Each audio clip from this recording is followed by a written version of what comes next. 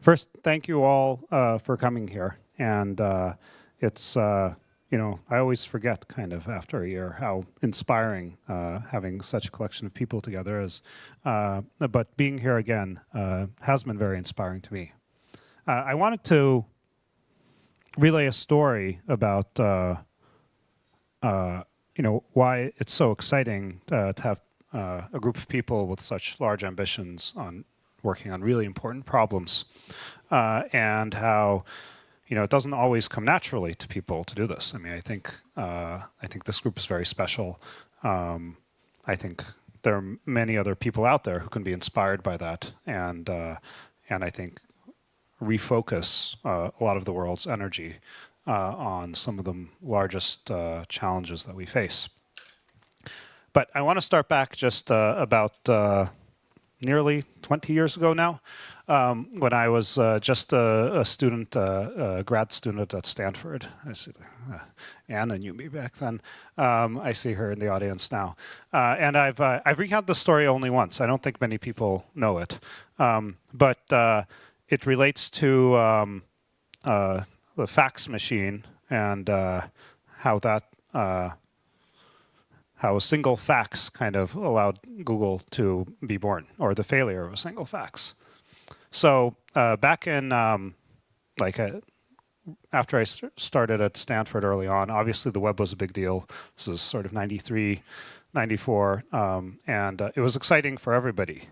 And one of the early things my friends and I at Stanford did is decide, oh, the web is great. What we really need is to be able to order pizza online using the web. And now that obviously seems, yeah, of course you can do that, no problem. There are 100 websites where you can order food online and it shows up. But it was a big deal back then. It seemed like great, and we were grad students and we were hungry from time to time. And so we sat down, we wrote a little script that would generate, a little web server. It was much easier back then than it is today, actually. You can have like a 20-line Perl script, but these days a little bit of the web programming is beyond me, I'm afraid. And what it would do is you'd fill out what you want to order, and it would fax that order to the pizza joint, because back then obviously very few people were online. Like pizza places didn't have like email or something like that. But we found they did have listings for fax machines, and back then there was the internet fax service. I can't remember exactly what it was called or how it worked, but there's this trick with DNS, and you would sort of route the digits of the number, and magically that fax would show up there. So we went ahead with the first test, and we decided we would order ourselves a pizza, and we fired up the web server, checked off the boxes with the toppings. I'd manually entered the menu before, hit OK. That fired off the script. It sent it to this internet fax service. Presumably that got delivered to the restaurant, and then we waited, and got hungrier and hungrier. Like after a couple hours, I broke down. And I called the pizza place, said, I faxed you an order. Like, are you going to deliver it? And then the guy said, let me go check the fax machine. And it was then that I realized that this just wouldn't work because the restaurants that even had faxes wouldn't look at them. And therefore that idea failed.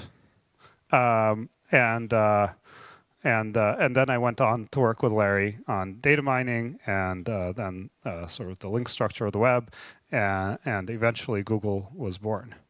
But I mean, it's very lucky for me, actually. I mean, back then it was quite possible that fax, would have gotten picked up. We'd say, this is a great idea, and I would have put a lot of energy into, another way to order pizza. It's kind of the randomness of life, the path that takes. But now I've come to recognize that really the challenge of a problem, or the importance, isn't that related to how likely you are to achieve it. And in fact, even when you go after a more ambitious goal, even if you fail to achieve that one, all the side effects that come along the way can be that much more rewarding and significant in their own right. And so, I feel lucky that I fell into doing something that I feel really matters, getting people information around the world about anything. I wish there was a way to convey that too, to the world at large. Obviously, all of you already have this religion, but it's very rewarding when you work on something you think is going to make a big difference. And yeah, it's a little bit harder, but I think the passion that one might bring with it brings so much more energy to that you're more likely to succeed. Anyway, I want to leave you with that thought. I want to share one other thought because, and I think Vinod summarized it nicely. The other thing that we've really found over time at Google, watching at other companies, watching many of you, is the importance of the development cycle and how you really need to be able to churn quickly through things. And because, obviously you're going to have failures. You're going to have the wrong idea. But it's important to fail quickly. It was great that fax didn't go through. It failed quickly. And I think that if you demand a really long development cycle, like let's consider that tokamak that we saw earlier today, having decades and tens of billions of dollars is not a good way to fail quickly. I mean, it's hoping to get a lot of learnings along the way, it's just much less likely to work out. So as Vinod said, and we discussed this, so with Glass, we adopted this philosophy. We were going to develop a completely new version of the hardware and software every single month. And we sustained that, or close to it, for like 7 versions. It's slowed now over time, unfortunately, as we're approaching something that's going to ship. But I think that iteration made a huge difference, and we learned so much with every single variant. And it's just, there are 100 reasons why you should not go that fast. It takes a long time to get your tools made. And in fact, the tooling is a big deal. So I'm glad somebody's working on that. Engineers don't have enough time to do a proper design. This gets shortchanged, that gets shortchanged. I mean, there are 100 reasons not to go fast.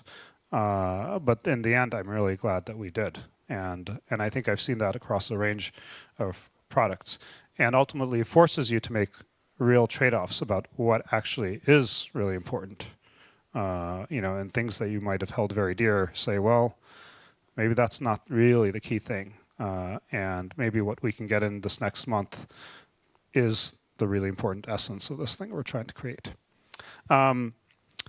So anyhow, with that, I just want to wish all of you luck with your various projects. And it's amazing to see the passion that all of you have. And I'm really excited to see it flourish and all of these ideas come to reality. Thank you.